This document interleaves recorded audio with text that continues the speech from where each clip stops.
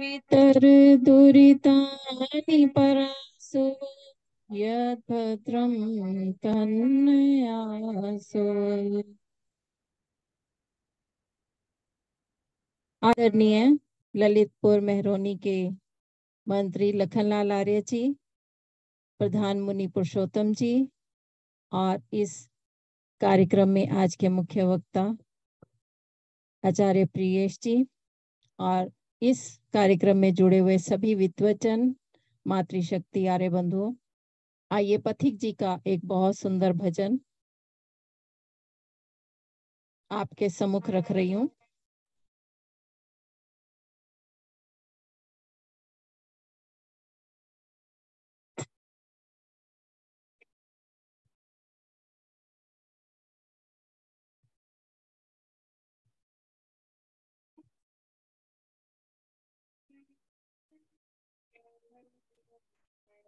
प्रभु जी इतनी सी दया कर दो, हमको भी तुम्हारा प्यार मिले, कुछ और भले ही मिले ना मिले, प्रभु दर्शन का अधिकार मिले। प्रभु जी इतनी सी दया कर दो, जिस जीवन है वह जीवन भी क्या जीवन है, जिस जीवन है वह जीवन भी क्या जीवन है, जीवन तब जीवन बनता है जब जीवन का अधिकार मिले। प्रभु जी इतनी सी दया कर दो, हमको भी तुम्हारा प्यार मिले। प्रभु जी इतनी सी दया, सब कुछ पाया इस जीवन में, बस एक तमन्ना बाकी है, हर प्रेम पुजारी को अपने मन मंदिर में दातार मिले। प्रभु जी इतनी सी दया कर दो, हमको भी तुम्हारा प्यार मिले। प्रभु जी इतनी सी दया कर दो, हम जन की प्यासे हैं और तुम करुणा के सागर हो, करुणा निधि से करुणा रस की एक बूंद हमें एक बार मिले।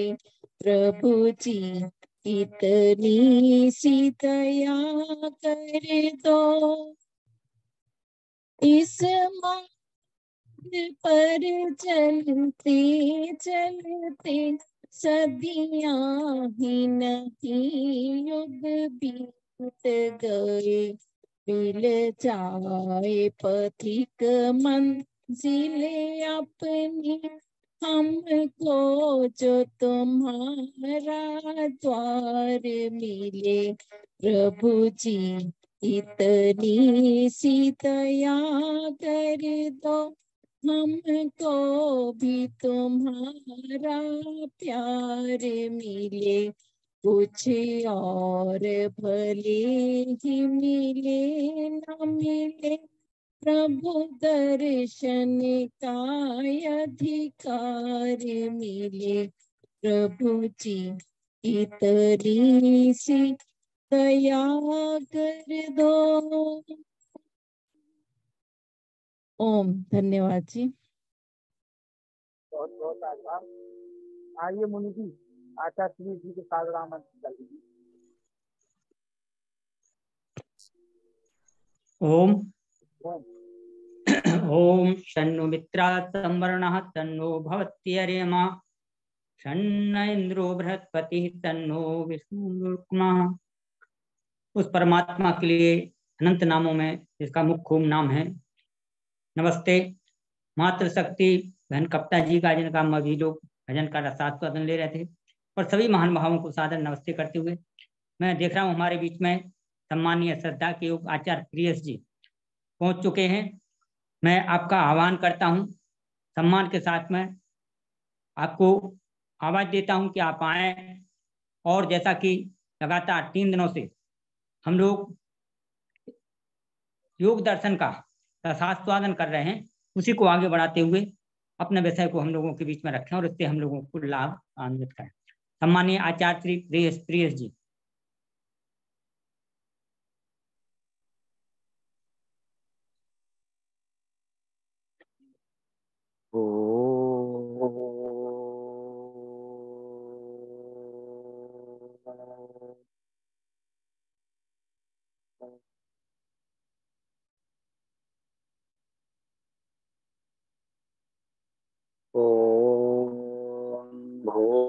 भूर्भुवः स्वः तत्सवितुर्वरेण्यं भर्गो देवस्य धीमहि धियो यो नः प्रचोदयात्। ॐ शान्ति शान्ति शान्ति।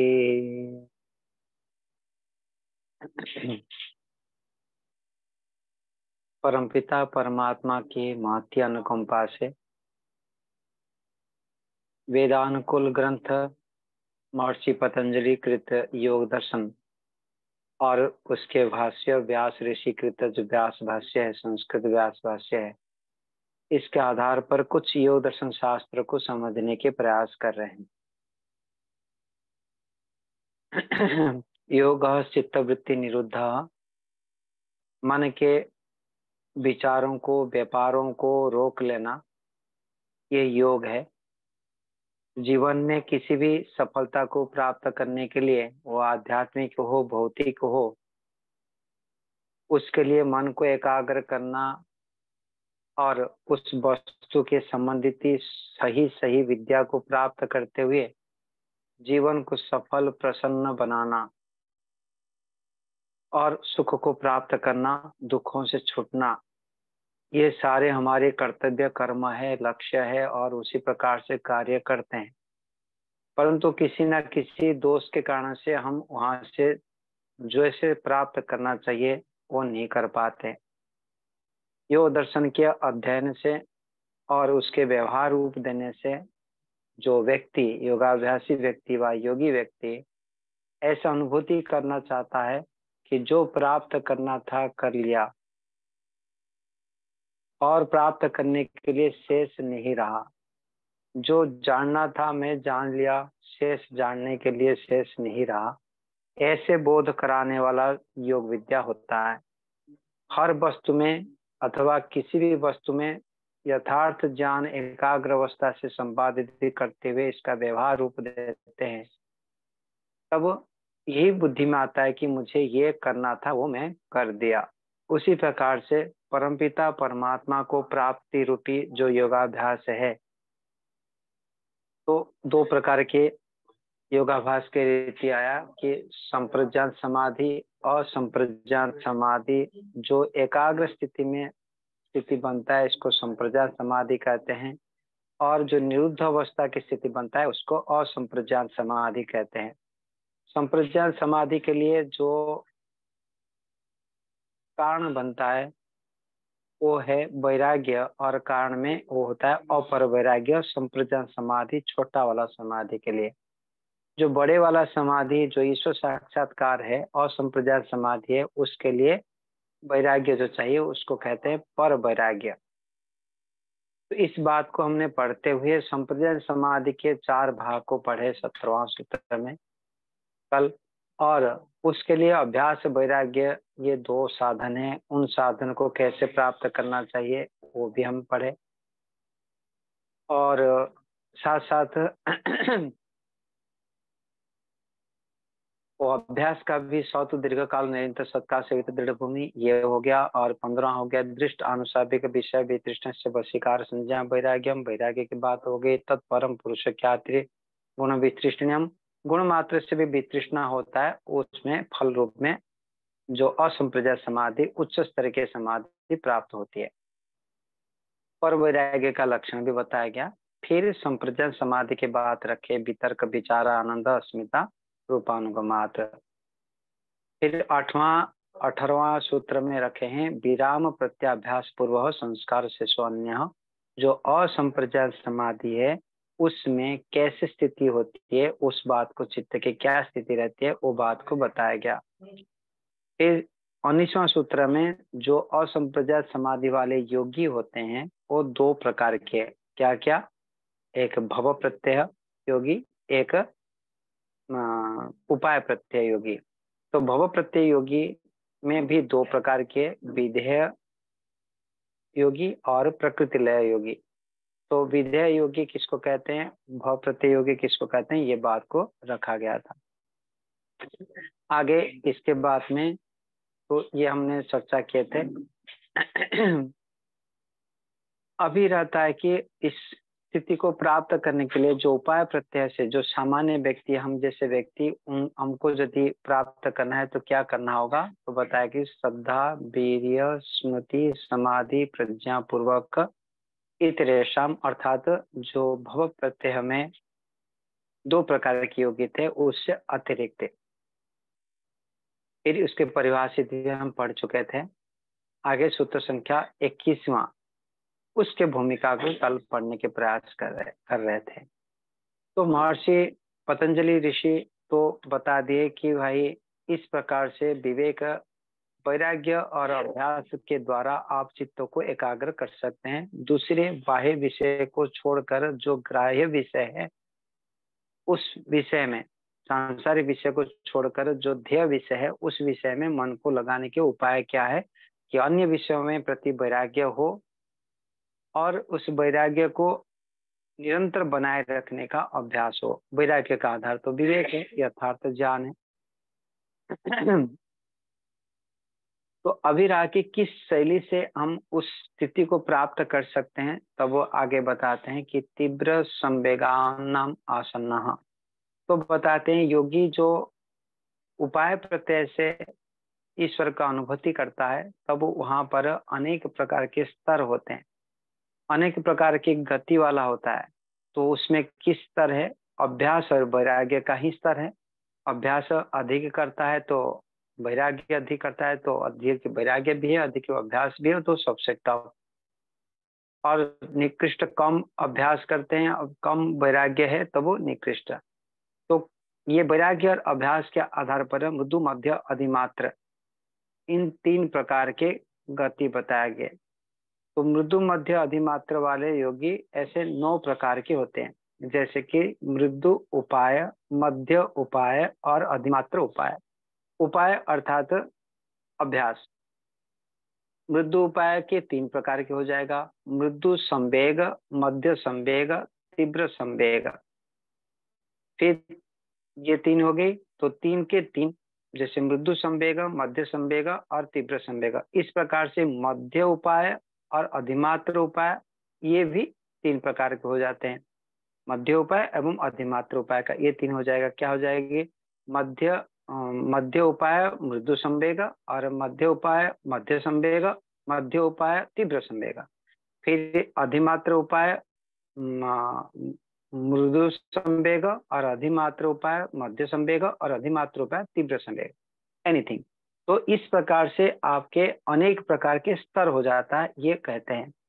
तो इसमें से जो तीव्र संवेगानम आसन्नः, तो तीव्र संवेगा मतलब उच्च विवेक, उच्च वैराग्य, उच्च वाला अभ्यास, मतलब अधिक मात्रा में अभ्यास करने वाले योगियों को आसन्न मतलब निकटतम क्या है, वो समाधि लाभ। समाधि के जो लाभ होता है वो निकटतर हो जाता है। फिर बताता हूँ, तीव्र संवेग में उच्च स्तर के वैराग्य हो, उच्च स्तर के अभ्यास हो और वैराग्य के पीछे विवेक हो, तब अधिक मात्रा से विवेक, अधिक मात्रा से वैराग्य, अधिक मात्रा से अभ्यास हो, तब निश्चित रूप में असंप्रजात समाधि उसके लिए पास हो जाता है। तो कोई व्यक्ति पूर्व जन्मों में अधिक पुरुषार्थ करते हुए इस जन्म में वो शीघ्र प्राप्त कर सकता है, अथवा पूर्व जन्म के संस्कार हो और अभी जब हमें प्रयत्न करेंगे तो उस स्तर को प्राप्त कर सकते हैं। तो अनेक जन्म के ये पुरुषार्थ चलता रहता है। तो अभी हम कहाँ पर है, किस स्थिति में है, ये हमको विचार करने योग्य है। तो इस जो भी स्थिति में है और उस स्थिति से हम कैसे आगे बढ़ेंगे, उस बात को यहाँ पर सूत्रकार बताते हैं। सूत्र संख्या 22 में बताते हैं, मृदु मध्य अधिमात्रत्वात् ततोपि विशेषः। तो मृदु मध्य अधिमात्र, मृदु मतलब कम, मध्य मतलब मध्यम और अधिमात्र तीव्र। तो इस प्रकार से इन ऊंचा नीचा तीनों प्रकार के होने के कारण से ऊंचे विवेक वैराग्य अभ्यास से ततः भी विशेष, जब वो जो अधिक से अधिक होगा तो वो विशेष प्रकार से अपेक्षाकृत से ऊंचे जो विवेक वैराग्य होगा तब उच्च स्तर के विशेष वाला योगी बनेगा। तो ये बात को यहाँ रखें कि मृदु मध्य अधिमात्रत्वात्, तो ततो भी विशेष, उससे भी बड़ा निश्चित रूप में रहेगा। 3 भाग है तो उससे बड़ा भी हो सकता है।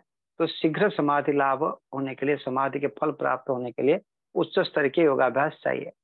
भाष्यकार भी उस प्रकार से बताया, मृदु तीव्र मध्य तीव्र अधिमात्र तीव्र इति, और ततो भी विशेष, तो जो तीव्रता पूर्वक अधिमात्र तीव्र होगा वो सबसे विशेष होगा।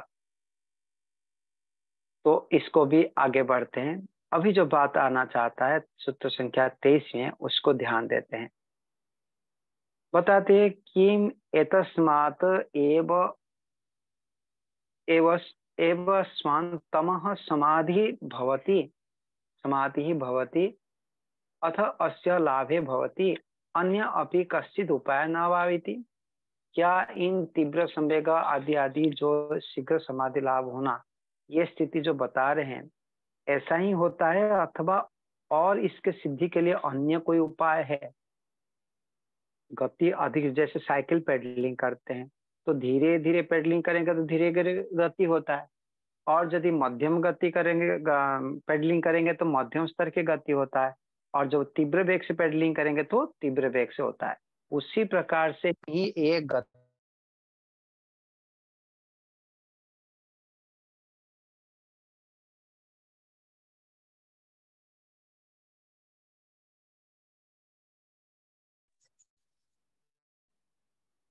तो इस प्रकार से हमारे उपासना जो वेग है, श्रद्धा विद्या स्मृति समाधि जो बात थी, उसी प्रकार से करना ये उचित है, अथवा और कोई उपाय है? तो भाष्यकार ने इस प्रश्न आकार में रखे, तो उसको सूत्रकार ने कहते हैं ईश्वर प्रणिधानाद्वा। तो ईश्वर प्रणिधान से अर्थात तो जो अतिशय प्रेम ईश्वर के प्रति होता है, इसको कहते हैं ईश्वर प्रणिधान। तो अतिशय जो प्रेम किया जाता है और प्रेम पूर्वक ईश्वर के जो उपासना किया जाता है, तो ईश्वर प्रणिधान के अर्थ अलग अलग स्थानों पर अलग अलग लिखा गया है। महर्षि दयानंद जी ने भी इस शब्दों का अर्थ को भिन्न भिन्न प्रकार के भी किए गए हैं। तो हम कुछ भाव को यहाँ लेने की प्रयास करते हैं। तो ईश्वर प्रणिधान होता है कि परम पिता परमात्मा के प्रति अत्यंत प्रेम, और जितने भी संसार के वस्तुएं हैं वो सारे संसार के वस्तु ईश्वर के मानते हुए उन पदार्थों का ईश्वर प्रति समर्पित, ईश्वर के आज्ञानुसार ही उसका प्रयोग करना। फिर जितने भी हम ईश्वर के दिए हुए साधनों से कर्म करते हैं, उस कर्मों को ईश्वर को समर्पित कर लेना, और उन कर्मों को समर्पित करते हुए उसके प्रतिबदल में कोई लौकिक फल नहीं चाहना। तो ये सारे चीजें आ जाता है ईश्वर प्रणिधान में। तो क्या क्या बताया? ईश्वर के प्रति अत्यंत प्रेम होना, फिर दूसरी चीज हुआ कि जितने भी शरीर आदि साधन है वो ईश्वर के मानना, शरीर है, मन है, बुद्धि है, धन है, प्रतिष्ठा है, सम्मान है, वो सारे ईश्वर के मानना। फिर हम शरीर मन बुद्धि से जो कर्म करते हैं उन कर्मों को ईश्वर के अनुरूप ही व्यवहार करना, अर्थात ईश्वर को पूछ पूछ के करना, ईश्वर के विरुद्ध आचरण न करना, ये भी ईश्वर प्रणिधान के आता है। और ईश्वर के से जो प्राप्त होता है, ईश्वर के द्वारा प्रदत्त फलों को ईश्वर के मानते हुए ईश्वर को धन्यवाद देना। और एक था वो धन्यवाद देना, ये तो आपके भक्ति में आ जाता है। और कर्म का लौकिक फल नहीं चाहना, तो इस प्रकार से ईश्वर प्रणिधान होता है। तो ईश्वर प्रणिधान से मतलब ईश्वर प्रणिधान से भी और भी शीघ्र समाधि को प्राप्त हो जाता है, शीघ्र समाधि की सिद्धि होती है, ये बात बताया गया।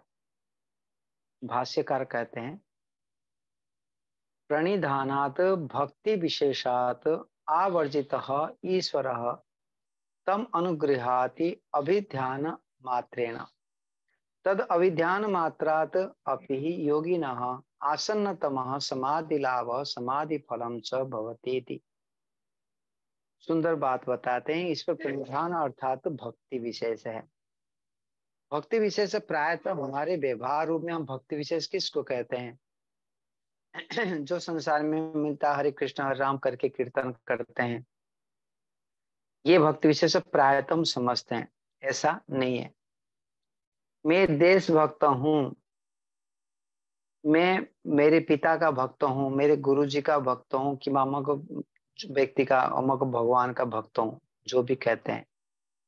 तो भक्त अर्थात जो जिसका भक्त मानते हैं उसको आदर्श मानते हुए उनके अनुरूप हम व्यवहार करते हो, उनके अनुसार बात व्यवहार करते हो, उसको कहते हैं भक्त। हमारे संतान है और संतान को जो भी बातें बताते हैं वो कर लेता है, तो हम खुश होते हैं और कहते हैं कि हमारे भगत है, जैसे हम बताते हैं वैसे कर लेते हैं। तो उसी प्रकार से जब वो हमारे आदेश को कोई पालन करता है तब उसको हमारे अनुयायी व हमारे भक्त कहते हैं। ऐसे ही परमपिता परमात्मा का भक्त बनना हो तो ईश्वर के दिए हुए, ईश्वर के गुण कर्म स्वभाव तो अच्छा मानना होगा एक। फिर उन्होंने जो आदेश दिए हैं, जो कर्तव्य हमारे को करने के लिए बताया गया है, उन कर्तव्यों को करते रहना। उन कर्तव्य में भी एक कर्तव्य है ईश्वर का उपासना करना, ध्यान करना, ईश्वर को कृतज्ञता प्रकट करना, धन्यवाद देना, जो जो प्राप्त किए हैं वो ईश्वर का मानना, और सभी संसार के सर्वोपरि है, श्रेष्ठ है, राजा है, मालिक है, नियंत्रक है, दाता है, तो जैसा है वस्तु उसी प्रकार से मानना, यही तो है भक्ति। तो ईश्वर के भक्ति अर्थात तो उत्तम प्रकार के स्तुति, उत्तम प्रकार के उपासना, उत्तम प्रकार के प्रार्थना, तो ये हो जाएगा भक्ति। ईश्वर के स्तुति प्रार्थना उपासना ही भक्ति विशेष है। तो भक्ति में स्तुति के हमने कैसे स्तुति किया जाता है वो हमको पता है कि ईश्वर के गुणों को गान करना और उसे अनुरूप कार्य करना। प्रार्थना क्या कहा जाता है कि पूर्ण पुरुषार्थ के उपरांत ईश्वर से याचना करना और अभिमान के नाश होना और ईश्वर के सारे साधन मानते हुए कर्म को करना। उपासना ईश्वर के समीप मानते हुए, ईश्वर मेरे अंदर बाहर मानते हुए, ईश्वर के सभी कुछ जो कुछ मेरे पास हो ईश्वर का मानते हुए ईश्वर को पूछ पूछ के व्यवहार करना, उनके गुण को धारण करना, उनका आदेश को पालन करना और ईश्वर प्राप्ति के लक्ष्य रखना, ये सारे उपासना के अंतर्गत भी आ जाता है। तो इस प्रकार से प्रणिधान अर्थात भक्ति विशेषात आवर्चित ईश्वर तम अनुगृहाति अभिध्यान मात्रेण। तो एक वाक्य में ही महर्षि व्यास जी ने लिख लिए कि प्रणिधान अर्थात जो भक्ति विशेष है, जो अनुकूल क्रिया हुआ, जो ईश्वर के अनुकूल क्रिया करते हैं, तब वो ईश्वर संकल्प मात्र से उस योगी को अनुग्रहित कर लेते हैं, स्वीकार कर लेते हैं, योगी को सहायता देते हैं। तो ये वाक्य को बता दिया। तो ईश्वर प्रणिधान इतनी बड़ा चीज है, परंतु ये करना अधिक कठिनाई नहीं है। प्रयास करेंगे तो निश्चित रूप में अनुभूति कर सकते हैं। महान भाव, हम आर्य है, हम श्रेष्ठ है, निराकार ईश्वर को मानने वाले हैं, है कि नहीं। और जो पौराणिक व्यक्ति है कि अनेक अलग संप्रदाय को मानने वाले व्यक्ति है, उन्हें अलग अलग ईश्वर को किसी प्रकार से मानते हैं, परंतु ईश्वर हमारे सर्वत्र परिपूर्ण है और यहीं पर विद्यमान है। हम उस प्रकार से मान नहीं पा रहे हैं, हम उसी प्रकार से देख नहीं पा रहे हैं अपने आप को। ये कमी किसका है? अपना ही है ना। तो ईश्वर जैसे हैं उसी प्रकार से स्वीकार करना, मेरे पास में है, मेरे अंदर है, मेरे बाहर है। न्यायकारी है, हमारे कर्म का दृष्टा है, वो जड़ नहीं है, चेतन है, हमको जानते हैं, कल जानते भी नहीं है, हमारे ऊपर प्रतिक्रिया भी करते हैं और हमारे कर्मों का फल देते हैं।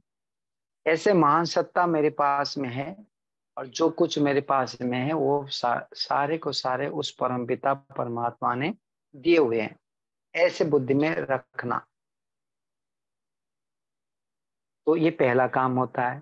प्रणिधान भक्ति करने के लिए सत्ता के पास में, सत्ता को अनुभूति करेंगे तभी तो ध्यान कर पाएंगे, उसका गुणों को गान कर पाएंगे। तो इस काम को करने के लिए परमपिता परमात्मा के अस्तित्व को स्वीकार करना पहला। फिर ईश्वर के दिए हुए साधनों को साधन मानते हुए प्रयोग करना, ईश्वर के अनुकूल प्रयोग करना, ईश्वर के विरुद्ध प्रयोग ना करना। ठीक है, तो ये हो गया।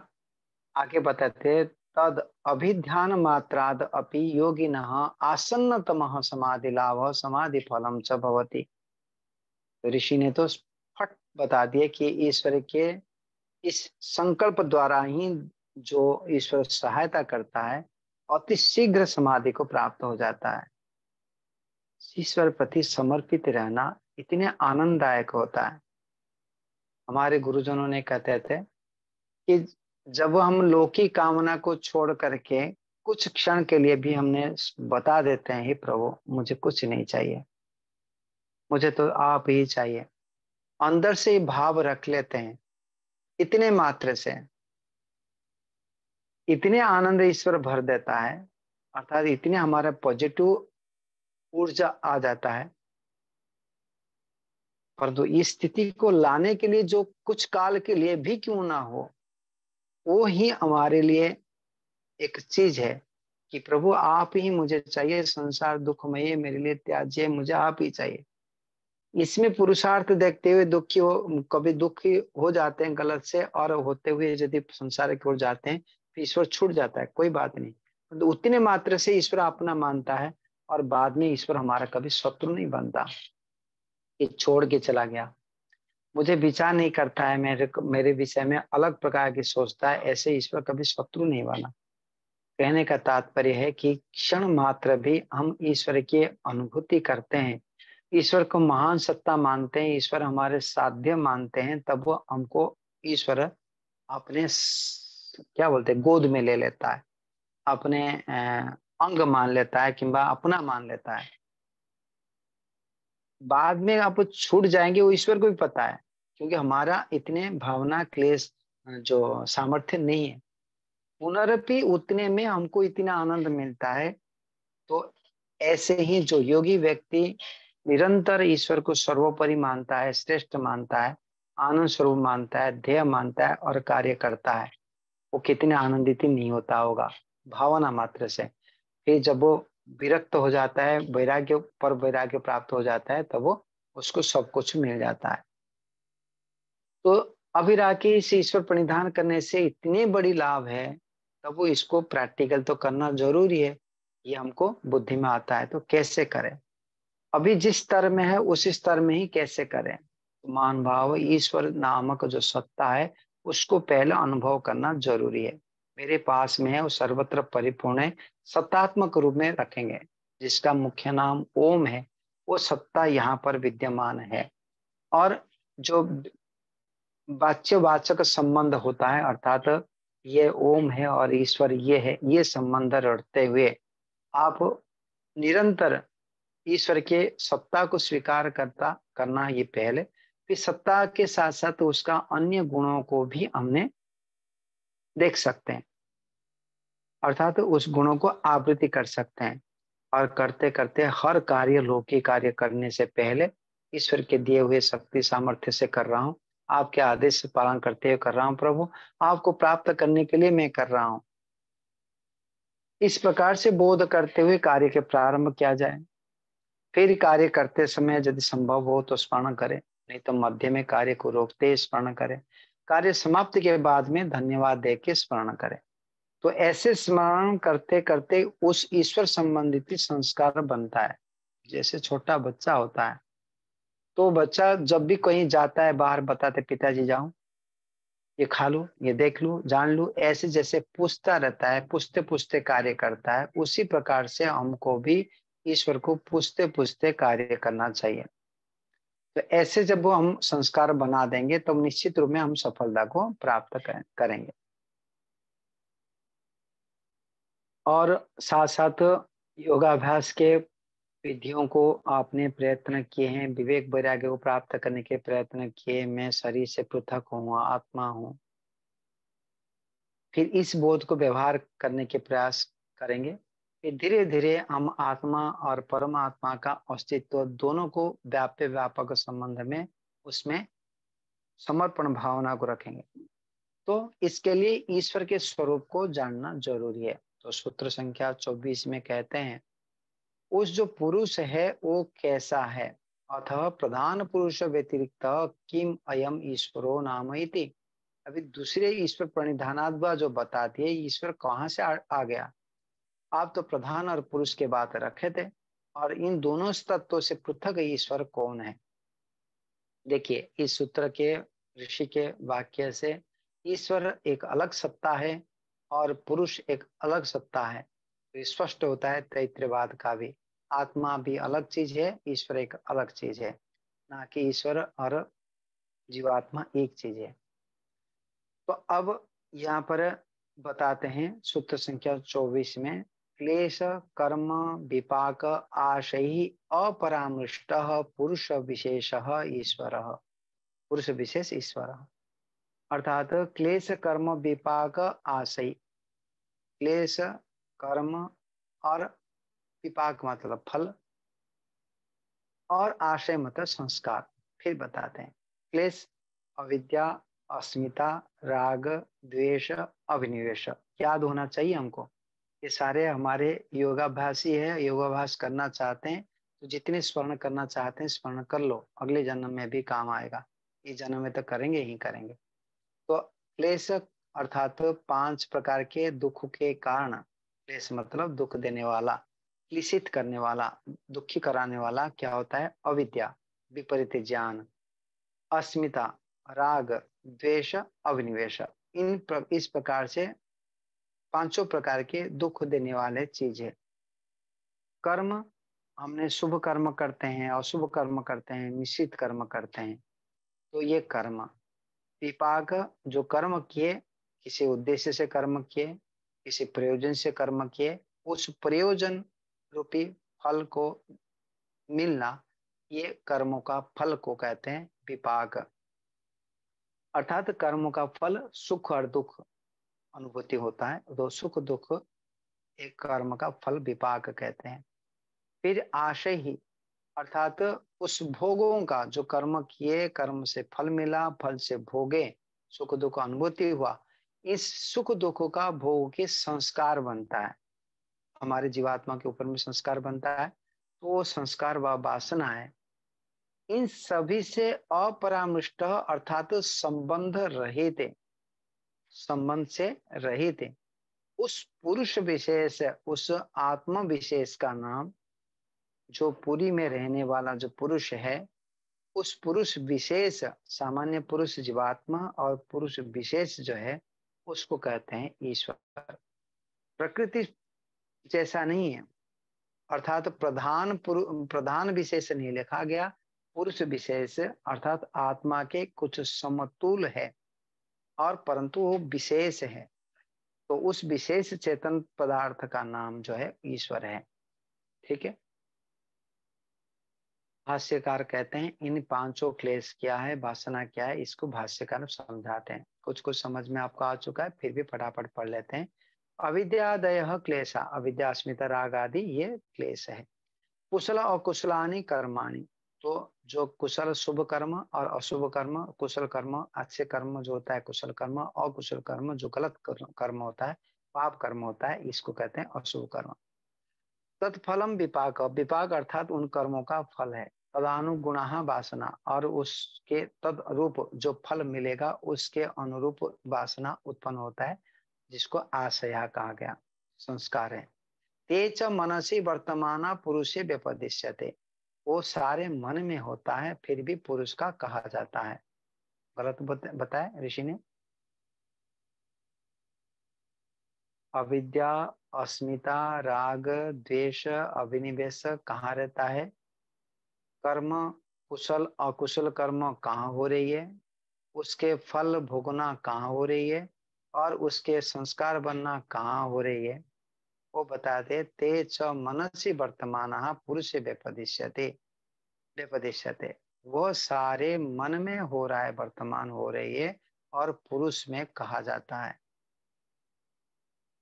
अर्थात ये जो लोभ है, क्रोध है, काम है, ये सारे जितने भी अविद्या है ना, ये आत्मा में नहीं है, ये सारे मन में पड़ा है, संस्कारों में विद्यमान है। और जो कुशल और कुशल कर्म करते हैं वो कर्म करने वाला मन होता है। ठीक है, हमने इच्छा किए, हमने प्रयत्न किए, वो अलग बात है। इच्छा प्रयत्न किए, कर्म नहीं किए। कर्म तो क्या है, इंद्रिया, और इंद्रिया को करवाया मन, तो मन से कर्म हुआ है कुशल और कुशल कर्म, ये भी कर्म हुआ। तत्फलम विपाक, और उसका फल कहाँ होता है? फल के रूप में जाति आयु भोग मिलता है। जाति तो मनुष्य शरीर मिला, आत्मा तो मिला नहीं। आत्मा को मिला है तो अलग चीज मिला। क्या मिला? शरीर मिला। शरीर में आयु भी मिला, शरीर में भोग मिला, अर्थात शरीर में जो अवयव मिला है उसके सुखदायी की दुखदायी इस प्रकार से विशेषता को बना के दिए। शरीर हो, संसार हो, तो इन सारे पदार्थ तो बाहर में, ये सारे पदार्थ भी होते हुए, बाहर के पदार्थ होते हुए भी सुख दुख अनुभूति जो करता है आत्मा, उस अनुभूति का हेतु अर्थात सुख दुख रूप में दिखाने वाला कहाँ है? मन में। आत्मा तो अनुभूति करने वाला मात्र, परंतु अनुभूति कराने वाला मन ही है। तो इसलिए भोग भी, विपाक भी, तत्फल जो है वो मन तक ही आता है, आत्मा तक नहीं आता। नहीं समझ में आया? मान के चले रोने का सीनरी देख रहे हैं टीवी में, तब टीवी में ही तो परिवर्तन हुआ है, आत्मा में कोई अब देखने वाले के अंदर तो नहीं हुआ है। इसी प्रकार से मन में ही जो संस्कार किंवा परमाणुओं में भेद जो कुछ हो रही है, वो उसका इतिहास, उसका विवरण अलग है। जो कुछ हो रही है मन में हो रही है, तो मन ही सुखी दुखी कराता है, मन में ही सुखी दुखी होने के साधन है। ठीक है, सुख दुख को जानकारी, सुख ये सुख है, दुख है, ये जानकारी आत्मा करता है, लेकिन स्थिति बनता है शरीर के अवयवों में। तो इसलिए बता दिए अविद्यादि क्लेशः कुशल और कुशलानि कर्माणि तत्फलम विपाक तद गुण तदान तद अनुगुण वासना, उस सुख दुख से संस्कार बनता है भी कहाँ पर? चित्त में, मन में। ते च मनसि वर्तमान पुरुष व्यपदिशति, परंतु पुरुष में कहा जाता है। क्यों कहा जाता है भाई? स ही तत्फल से भोक्ता है, क्योंकि वही फलों का भोक्ता है।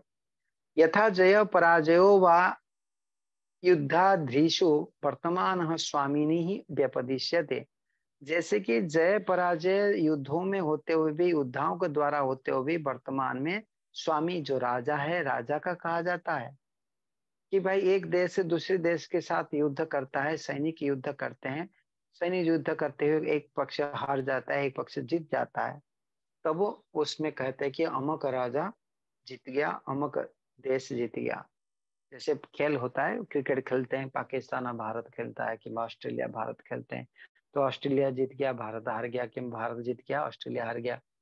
तो उसमें देशवासी के सारे व्यक्तियों का आनंद होता है और राजा को भी आनंद होता है। राजा को कहा जाता है, देश को कहा जाता है, अर्थात जिस वस्तु जिसके अधीन है उसको कहा जाता है।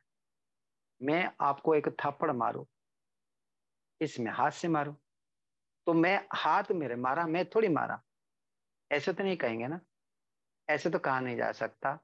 जो वो जो कर्म करता है वो कर्म मैं क्या हूँ कहते हैं। पिता संतान को कहते हैं बेटा जाके दुकान से 2 किलो आलू ले आना, उसको पैसा देते हैं और भेजते हैं, ऊपर दौड़ के जाता है 2 किलो आलू लेके आ जाता है।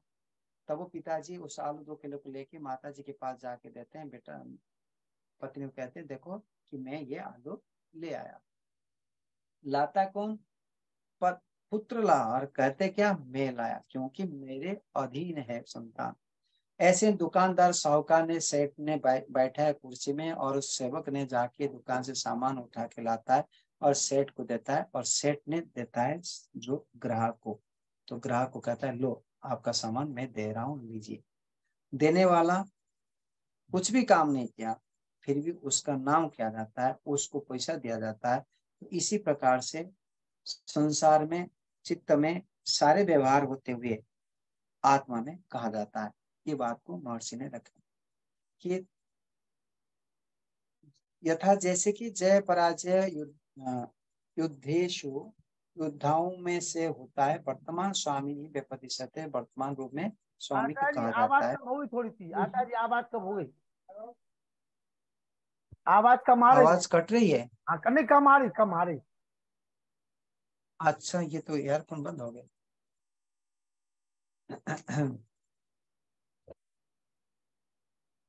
तो जैसे कि यहाँ पर आत्मा को कहा गया है, तो क्योंकि आत्मा करता है, उसके अधीन सारे मन बुद्धि आदि है। ईश्वर ने हमारे को दिए हैं, अर्थात आत्मा को दिए, ये शरीर, ये मन, ये बुद्धि, ये इंद्रिया, और उसको नियंत्रित करने का सामर्थ्य हमारे पास होना चाहिए, नहीं तो हम मूर्ख है। साहूकार के पास में सेवक है, और सेवक के द्वारा साहूकार ने कार्य नहीं कर पाते हैं, सेठ जी कार्य नहीं कर पाते हैं, दोस्त सेठ जी हैं, उनको उसी प्रकार से सुख नहीं मिलेगा। पिता का कर्तव्य है कि संतान को अधीनस्थ करते हुए शिशु को उसके कार्य में उसको शिक्षा देना, उसको पोषण करना होता है। उसी प्रकार से ये आत्मा का ही अधीन है। मन बुद्धि आदि जड़ पदार्थ है, उनको जैसे जैसे हम रखना चाहे उसी प्रकार से हम रख सकते हैं। इसलिए कहा गया कि ये हमारा अधीन होने के कारण से मन इंद्रिय आदि में जो भी कार्य होता है उसका कर्ता आत्मा ही कहा जाता है।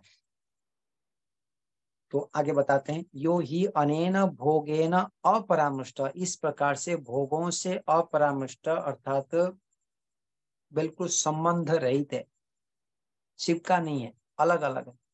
अपरामृष्ट सपुरुष विशेष ईश्वर, ना कोई अविद्या है उसके पास में, ना कोई जो कर्म है, ना शुभ कर्म करता है ना अशुभ कर्म करता है, ना उसका फल कोई देता है ना फल मिलता है उसको, ना कोई उसके संस्कार बनता है, ऐसे बिल्कुल नहीं, ऐसे इससे इन संबंधों से रहित है। तो अविद्या आदि क्लेश नहीं है, क्योंकि वो सर्वज्ञ सर्वव्यापक होने के कारण से। क्लियर हो गई? सर्वज्ञ हर वस्तु को यथार्थ में जानता है, सभी वस्तु में विद्यमान है तो जान पाता है। हम अल्पज्ञ इसलिए हम एक देशीय, हम ना जा सकते हैं ना जान सकते हैं, ना सत्य को स्वीकार करने की सामर्थ्य भी है, ऐसा है ही नहीं। परंतु ईश्वर जो है ऐसे सामर्थ्य युक्त है, पूर्ण है, और सर्वत्र परिपूर्ण होने के कारण से वह अविद्या आदि से युक्त नहीं है, अल्प भी नहीं है। हम अल्प है तो कामना रहता है, कामना के साथ साथ दुष्कर्म भी करते हैं। तो इसी कारण से ईश्वर कभी भी ना गलत कर्म करता है ना अच्छे कर्म करता है। अपने के लिए कोई कर्म नहीं करता। जैसे जीवात्मा के अल्प सामर्थ्य वाला होने के कारण से उस अल्प को भरने के लिए निरंतर कर्म करता है, ऐसे ईश्वर अल्प न होने के कारण से, पूर्ण होने के कारण से, गुणों से पूर्ण, आनंद में पूर्ण, आकार में पूर्ण, सब में पूर्ण होने के कारण से उसको आवश्यकता ही नहीं। इसलिए वो कोई सकाम कर्म, कामना से युक्त कर्म नहीं करते, वो निष्काम कर्म करते हैं, अर्थात तो उसके प्रतिबदल में कुछ नहीं चाहने वाला, ऐसे कर्म करने वाले होते हैं। तो यहाँ पर जो कर्म बताया गया अर्थात कुशल अकुशल कर्म से रहित है। जो कर्म ईश्वर करते हैं वो मशीन जैसे ही हैं, मतलब व्यवस्थित रूप में करते हैं, उसमें कोई कर्म में परिवर्तनशील नहीं है। अविद्या है ही नहीं तो परिवर्तनशील क्यों होगा? क्या आज किसी को हित मानेंगे कल उसी को ही अहित मानेंगे? ऐसा नहीं। सब हर समय हर कर्म में न्याय है, सत्य है, वो व्यवस्थित है। वो निष्काम कर्म करते हैं, हम जीवात्माओं के लिए ही कर्म करते हैं। और विपाक कर्म नहीं करते तो फल मिलने वाला नहीं है, और तत्फलम विपाक वो भी नहीं है, वासना उसके फल भी नहीं है, तो संस्कार कैसे बने? तो भोगते ही नहीं है तो संस्कार बनने का ऐसे आशय भी नहीं है, कोई संस्कार बनने की स्थिति भी नहीं है। तो इसलिए बताया गया इन सभी से अपरामृष्ट सब पुरुष विशेष ईश्वर पुरुष विशेष है, आत्मा से विशेष चीज है। कैवल्यम प्राप्त तर्हि संति भव केवलिनः ते ही त्रीणि बंधनानि छित्त्वा कैवल्यम प्राप्त्या ईश्वरस्य तत्संबंधो न भूतो न भावि यथा मुक्तस्य पूर्वः बन्धकोटिः प्रज्ञायते न एव ईश्वरस्य यथा वा प्रकृति लीनस्य उत्तरा बन्धकोटिः संभाव्यते न एव ईश्वरस्य स तो सदा एव मुक्तः सदा एव ईश्वरः इति। तो यहाँ पर बताना चाहते हैं एक स्थिति होता है कैवल्य, मुक्ति की स्थिति। आत्मा मुक्ति में रहता है, आनंद में रहता है, निरंतर आनंद को प्राप्त करता है, कोई साधन आवश्यकता नहीं, ईश्वर ही एक सत्ता है और निरंतर भ्रमण करता है, पूर्ण आनंद में रहता है। ऐसी स्थिति ईश्वर का। तो इस स्थिति में ईश्वर के आनंद को निरंतर भोग रहा है तो कैवल्य स्थिति है। उस कैवल्य प्राप्त करने वाले योगी के कैवल्य प्राप्त करने वाले जो जीवन जो मृत्यु के बाद में स्थायी कैवल्य को प्राप्त किए, मुक्ति में मुक्त आत्माएं बहुत सारे हैं। और जो संसार में रहते हुए भी कैवल्य को प्राप्त कर लिए, जीवन मुक्त अवस्था कहते हैं, क्लेश दग्ध बीज हो चुके हैं, ईश्वर के आनंद ज्ञान निरंतर प्राप्त कर रहे हैं। ऐसे योगी व्यक्ति शरीर है, निरंतर समाज के राष्ट्र के काम कर रहे हैं, ईश्वर के आदेश को पालन कर रहे हैं, ईश्वर के अनुकूल कार्य कर रहे हैं। ऐसे जो योगी व्यक्ति है जीवन मुक्त अवस्था में कैवल्य के आनंद को प्राप्त करते हुए, तो कैवल्यम प्राप्त तर्हि संतिष्ठ भव केवलिनः ते ही त्रीणि बंधनानि छित्त्वा कैवल्यम प्राप्त। तीनों प्रकार के बंधन, आध्यात्मिक दुख, आदि भौतिक दुख, आदि दैविक दुख, इन दुखों रूपी बंधन से छुटकारा हो चुके हैं। ऐसे जो कैवल्य प्राप्त ईश्वर से सतत संबंधो न भूतो न भाव, वो आत्मा कभी भी ईश्वर बन गया हो ऐसा भी नहीं। कोई सोच है, कुछ काल के लिए मान लेते हैं जो मुक्त आत्मा है वो मुक्त आत्मा ईश्वर बन जाते हैं। तो अनेक ईश्वर होंगे, पहला तो चीज हो गए। फिर ईश्वर होने के कारण से सर्वव्यापक होंगे, और सर्वव्यापक मानेंगे तब क्या दोष आ जाएगा? तो परिणाम हो गए, पहले तो एक दिशी था, फिर बाद में सर्वव्यापक हो गए। तो ऐसे अनेक दोष आ जाएगा। ये संभव ही नहीं है कि उस जो पुरुष आत्मा है वो कभी जीवात्मा मुक्ति को प्राप्त करके व्यापक हो जाए, वो संभव नहीं है। तो मुक्त उस प्रकार से मुक्त आत्मा कभी वो कभी ऐसे तीनों प्रकार के बंधन को छोड़ के जाता है, वो संबंध नहीं रखता है ईश्वर से तत्संबंध ईश्वर का इस प्रकार से तीनों काल के बंधन में था, अभी छूट करके वो मुक्ति को प्राप्त करके ईश्वर बन गया, ऐसा ईश्वर नहीं है। फिर बताता हूँ, मैं गलती भाव बता रहा था। ईश्वर से सतत संबंधो न भूतो न भावी, ईश्वर का इस प्रकार से संबंध नहीं है जैसे जीवात्मा मुक्ति को प्राप्त करते हुए आनंद को प्राप्त करता है, कभी बंधन में रहता है, कभी मुक्ति में रहता है।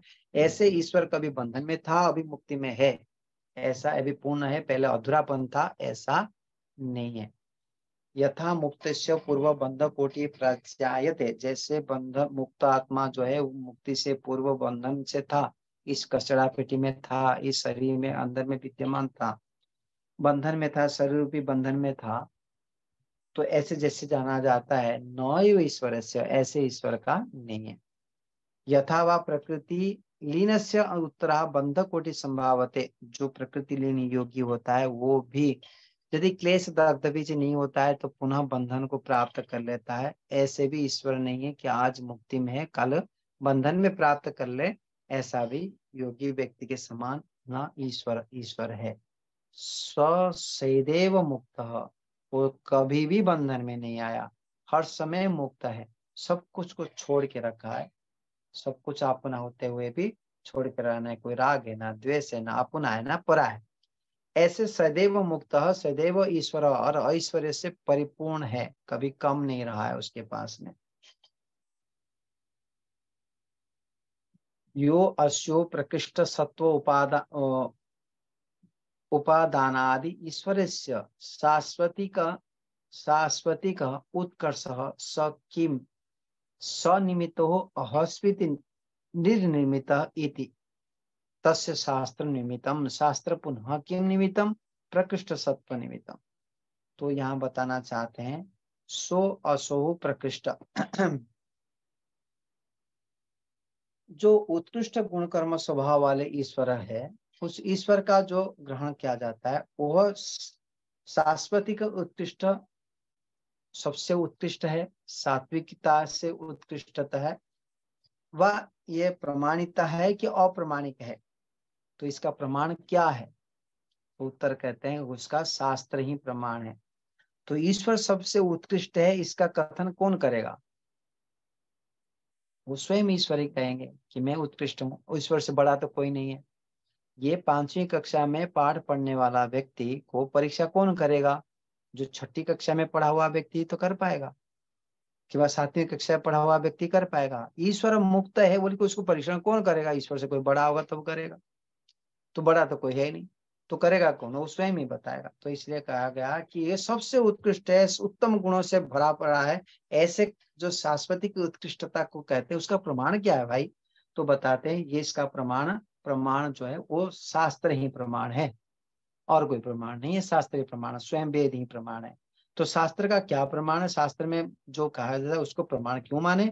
तो उसका प्रमाण में उत्कृष्ट कर्म स्वभाव वाला वो प्रमाण, उस प्रमाण इसमें प्रमाण ये है कि उनका जो लेख है उसमें ही उत्कृष्ट गुण कर्म स्वभाव है। क्या बताया कि जो कर्म वो ईश्वर उत्कृष्ट है कि अलग और मतलब नीचा है वो छोड़ो, उन्होंने जो कृत्य किया ना वेद, वो ही सर्वस्व उत्कृष्ट है। उसमें जो गुण कर्म स्वभाव है उसका जो लेख है वही उत्कृष्ट है। तो और उसमें ही लिखा हुआ है कि ईश्वर उत्कृष्ट है तो इसीलिए वो प्रमाणित है। मेरे बात समझ में आ गया होगा कि ईश्वर जो ऐसे यहाँ पर बताते हैं तस्य शास्त्रम निमित्तम, और शास्त्रम पुनः किम निमित्तम? तो प्रकृष्ट सत्व निमित्तम, तो प्रकृष्ट सत्ता वाला होने के कारण से। तो वेद में जो जानकारी दिया गया है वो कोई निकृष्टता है ही नहीं, कोई इतिहास है ही नहीं, कोई एक दूसरे को हिंसात्मक बातें वो है ही नहीं, कमी है ही नहीं, वो उत्कृष्ट है। तो उस उत्कृष्टता से ही शास्त्र उत्कृष्ट है, और शास्त्र में ईश्वर की उत्कृष्टता लिखा होने के कारण से ईश्वर उत्कृष्ट है। अब ईश्वर उत्कृष्ट बल के प्रमाण मनुष्य नहीं कर सकता ये उत्कृष्ट है कि नहीं। ठीक है, हम कर दे कितने उत्कृष्ट है वो नहीं कर सकते। ईश्वर अच्छा है, बड़ा है, सर्वोपरि श्रेष्ठ है ये कह सकते हैं, ये अनुभव कर सकते हैं। 5वीं कक्षा के बच्चा वो कह सकता है मेरे पिताजी बहुत बुद्धिमान है, परंतु उस बुद्धिमान को परीक्षण कर लेना वो हमारे हाथ में, बच्चे का हाथ में नहीं होता है। तो उसी प्रकार से ईश्वर के परीक्षण करना, तो ईश्वर क्यों ठीक है कि गलत है, वो हम परीक्षण नहीं कर सकते। तो इस बात को भी यहाँ पर ऋषि ने रख लिए। एतयोः शास्त्र उत्कर्षयोः ईश्वर सत्वे वर्तमान योः अनादि संबंध। और भी आगे बताते हैं उस शास्त्र की उत्कृष्टता के साथ ईश्वर के संबंध अनादिकाल से। और एतस्मात् एतद् भवति सदैव ईश्वर सदैव मुक्त इति, इसलिए तो ईश्वर सदैव मुक्त है, सदैव ईश्वर है। तस्य ऐश्वर्यम साम्य अतिशय विनिर्मुक्तम न तावत ऐश्वर्य अंतरेण तद अतिशयते, यद एव अतिशयति स्यात् तदेव तस्यात्, और तस्मात् अत्र काष्ठा प्राप्ति ही ऐश्वर्य से स ईश्वर। तो ईश्वर की परिभाषा बताते हैं जो सूत्र में था, क्लेश कर्म विपाक आश्रय अपरामष्ट ईश्वर। ईश्वर की परिभाषा को देते हुए बताते हैं तो जो शास्त्र की उत्कृष्टता से कहा गया कि शास्त्र की उत्कृष्टता ही वो ईश्वर को बोध कराता है। तो ईश्वर के विद्यमान में उत्कृष्ट गुणकर्म स्वभाव एवं शास्त्र में इन दोनों के अनादि संबंध है। ईश्वर के गुण कर्म स्वभाव उत्कृष्टता, गुण कर्म स्वभाव और ये शास्त्र की उत्कृष्टता, ये दोनों के संबंध अनादिकाल से। इससे यह सिद्ध क्या होता है कि सदा से ईश्वर है और सदा से मुक्त है और सदा सर्वोपरि है, उसको कोई बांधा नहीं है, किसी से दबा हुआ नहीं है। तो इसके क्या अर्थ हुआ, तो उस ईश्वर का जो ऐश्वर्य है उसको किसी ने दिया नहीं है। उसका अन्य किसी का ऐश्वर्य प्राप्त हुआ, आज ईश्वर बन गए, कल ईश्वर हट जाएगा, ऐसा नहीं है। आज मैं पिता बन के हूँ, कल पिता नहीं बनूंगा, कि मैं आज मैं धनवान हूँ, कल धनवान नहीं बनूंगा, आज मैं सुंदर दिखाई देता हूँ, कल सुंदर नहीं बनूंगा। ऐसे जैसे हमारे हो जाता है, ऐसा ईश्वर का नहीं है, क्योंकि अनादिकाल से संबंध है इस ऐश्वर्यता के साथ। तो इसलिए कहा गया कि उसका वह ऐश्वर्य वो किसी से उधार से नहीं लाए, किसी ने दिया नहीं, वो सनातन है, वो समानता पूर्वक ही, ना अधिक है ना कम है, वो उस प्रकार से वो स्थिर रहता है। तो ऐश्वर्य का किसी अन्य ईश्वर से वह कभी उल्लंघन नहीं करता, वो अतिशय कोई आके ऐश्वर्य उससे बढ़कर के हो जाए, मैं आज सुंदर हूं और अधिक सुंदर बन जाऊं, मैं आज धनवान हूं दूसरे कोई अधिक धनवान वाला आ जाए, ऐसा भी नहीं है, उससे बढ़कर के कोई है नहीं, वो पराकाष्ठा है, उस अतिशय के पराकाष्ठा है। अर्थात जितने ऐश्वर्य है तो ऐश्वर्य की जो पराकाष्ठा होती है वही ईश्वर है कह दे, इसलिए जो ऐश्वर्य की पराकाष्ठा होती है उसको ईश्वर कहते हैं। अर्थात उसके समान ऐश्वर्य किसी के पास में नहीं है। तो सूत्र भाष्यकार ने बताया, तस्माद अत्र काष्ठा प्राप्ति ऐश्वर्य स ईश्वर न च तत् समानम ऐश्वर्यम अस्ति, उससे समान ऐश्वर्य वाला भी कोई नहीं है, ईश्वर के समान कोई बन ही नहीं सकता। आजकल कुछ व्यक्ति बन जाते हैं ना, ईश्वर भगवान मैं हूँ मुझे पूजा करो, जीवित अवस्था में भी, मरने के बाद तो चलो कोई पूजा पाठ कर लेता अलग बात है, जीवित अवस्था में भी अपने स्टेचू रखा जाता है और पूजा किया जाता है, ऐसे संप्रदाय बहुत है। तो मूर्ति को रखते हैं और उसको पूजा करते, सामने तो आने की साहस है नहीं सामने पूजा करो बताएंगे तब तो पता चले, तो सामने तो सारे दोष दिखाई देगा और टिक भी नहीं पाएंगे, तो मूर्ति को रखते हुए पूजा करवाते हैं। तो ऐसे ईश्वर कभी शरीरधारी हो नहीं सकते, क्योंकि ये बता दिए न च तत् समानम ऐश्वर्य, उसी प्रकार के समान ऐश्वर्य वाला भी व्यक्ति दुनिया में कोई नहीं है। अस्ति कस्मात् किस लिए, द्वयोः तुल्ययोः एकस्मिन् युगपत् कामितः अर्थे न एवं इदम अस्तु, पुराणम इदम और अस्ति और इति एकस्य सिद्ध अवितरस्य प्राकाम्य विघातात् उन्नत्वम प्रकर्षम। ये एक तर्क दे रहे हैं, किस प्रकार से तर्क से इसको सिद्ध करेंगे कि ईश्वर से समान कोई नहीं है। मान के चले दो चीजें समान कोटि के, दो ऐश्वर्य वाले होने पर, दो ऐश्वर्य वाला कर लो, कैसे लेंगे, दो सोना के हार ले ले किंबा दो रिंग ले ले, तो दोनों प्रकार की समान प्रकार की वस्तु हमने ले ली मान के चले, तो दोनों वस्तु को लेने के बाद भी दोनों वस्तु एक फैक्ट्री से भी, दो लेखन ले लो, दो पेन एक फैक्ट्री से निकला है, तो दोनों पेन में भी तो एक पेन पहले एक पेन बाद में निकलेगा, तो दोनों कभी भी समान हो नहीं सकते, कोई नया होगा तो कोई पुराना होगा। तो इस बात को यहाँ पर रखते हैं कि इस प्रकार से कभी भी दो स्थिति दोनों प्रकार के ऐश्वर्य वाला वो हो नहीं सकते समान प्रकार की, क्योंकि दोनों प्रकार के समान चीज दोनों संसार में है ही नहीं, कोई बड़ा होगा कोई छोटा होगा, कोई नया होगा कोई पुराना होगा। इसलिए यहाँ कहे कि दोनों ऐश्वर्य वाले को अभिष्ट किसी एक पदार्थ के विषय में एक ही काल में वो संभव नहीं है। तो यहाँ यह कभी नवीन हो सकता है तो कभी वो पुरातन हो सकता है। तो इस प्रकार से विरुद्ध संकल्प होने पर एक ही संकल्प सिद्ध होने में दूसरे का अभिष्ट का खंडन हो जाने से दूसरे ऐश्वर्य जो है वो नीचे हो जाता है, खंडित हो जाता है, क्योंकि नवीनता और पुरानता, तो एक नवीन एक पुरानता रहता है, तो इन दोनों में एक दूसरे के सर्वथा ऊपर नीचे हो गए ना, एक नया होगा एक पुराना हो गया। तो इसी कारण से एक ही समय में दोनों का जो अभिष्ट है, जो इस ऐश्वर्य को हम चाहते हैं वो समान हो ही नहीं सकते, वो समानता का सिद्ध नहीं हो सकता। तो इसलिए कहा गया कि द्वयोः तुल्ययोः युगपत् कामिता अर्थ प्राप्ति ही नास्ति अर्थस्य विरुद्धत्वात्। कोई भी संसार में वस्तुओं का ऐसे दिखाई न देने से तस्माद् अस्य साम्यातिशयैः विनिर्मुक्ति ही ऐश्वर्यम स ईश्वर। इसलिए सामान्य रूप में जो सबसे अतिशय है, सबसे बड़ा है ऐश्वर्य में, वह एवं ईश्वर, वही ईश्वर है। स च पुरुष विशेष इति, वही पुरुष विशेष है। आत्मा में समानता भी दिखाई देता है, आत्मा में तो बड़ा छोटा दिखाई देता है गुण कर्म स्वभाव से, ईश्वर उससे बढ़ करके। तो ये ईश्वर के परिभाषा को बताते हुए क्लेश कर्म विपाक आशय अपरामुष्ट पुरुष विशेष ईश्वर। ऐसे ईश्वर को जब हम उपासना करते हैं, प्रभु आप अविद्या से रहित है, तो हम भी अविद्या से रहित होने के प्रयास करेंगे। हे प्रभु आप सकाम कर्म से रहित हैं, निरंतर कर्म करते हैं, परंतु आप अपने के लिए कर्म नहीं करते हैं, तो निश्चित रूप में हमको भी अपने के लिए कर्म करने की इच्छा कम हो जाएगी।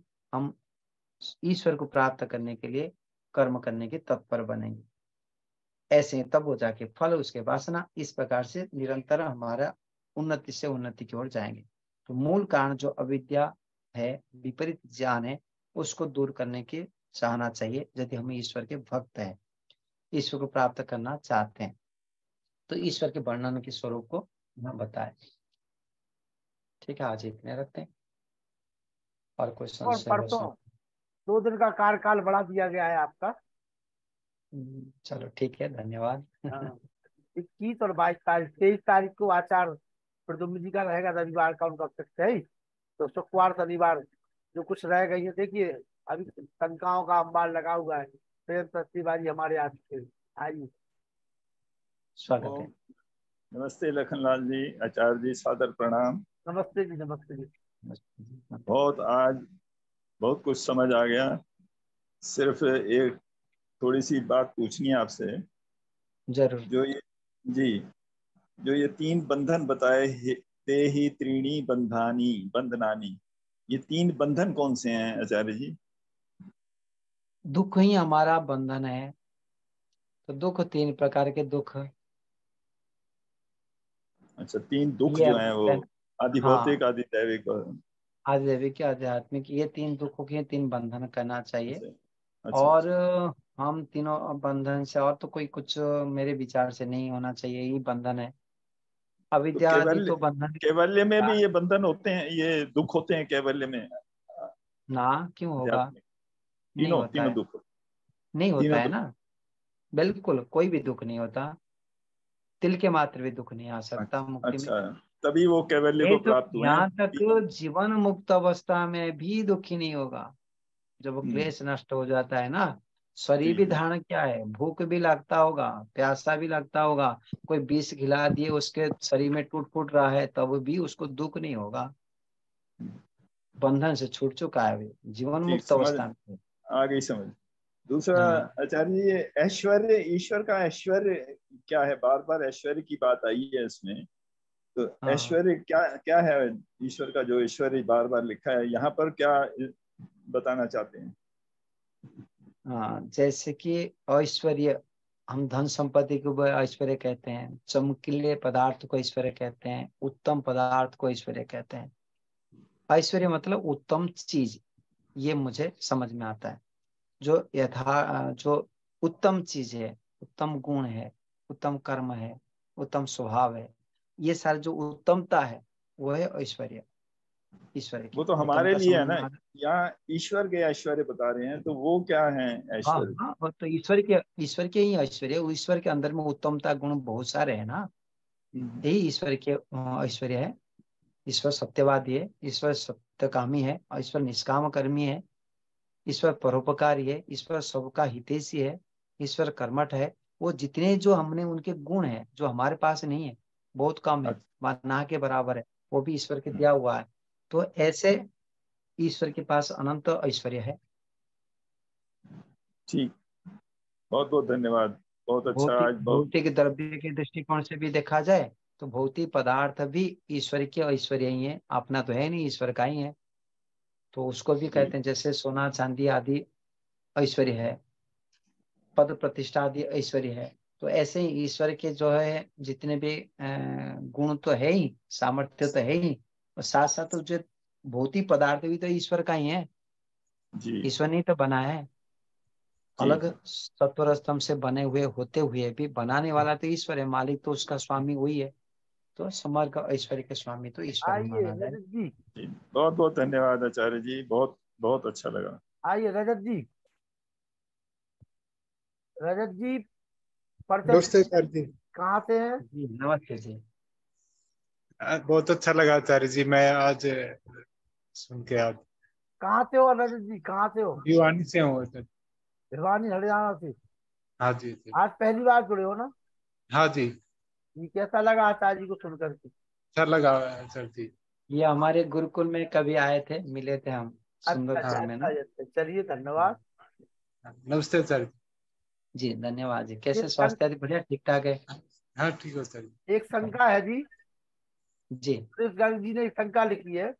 एक सत्यवादी पुरुष यदि किसी व्यक्ति के द्वारा धोखा खा जाता है तो जो वृत्तियां मन में बराबर उठती रहती हैं तो वह संस्कार बन जाता है, उसे कैसे दूर करें?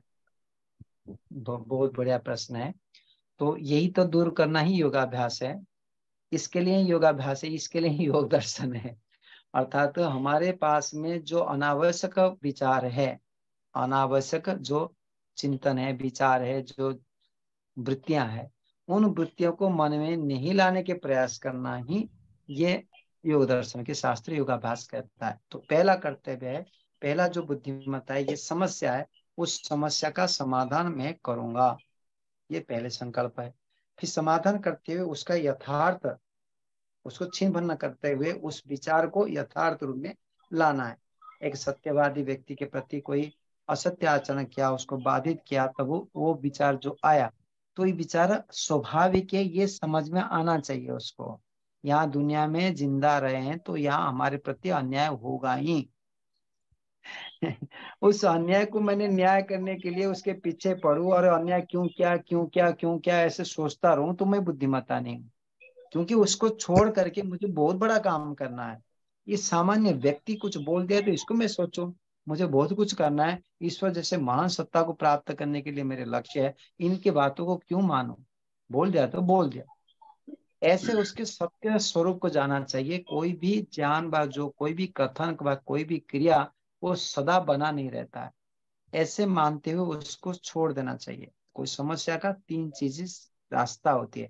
वो समस्या है तो समाधान कर लो, समाधान नहीं होता है तब उसको सहन करो, सहन नहीं कर पाते तो उसको टाल दो, जो होता है होने दे, मुझे उसमें ध्यान नहीं देना है, मुझे उससे बड़ा कार्य करना है।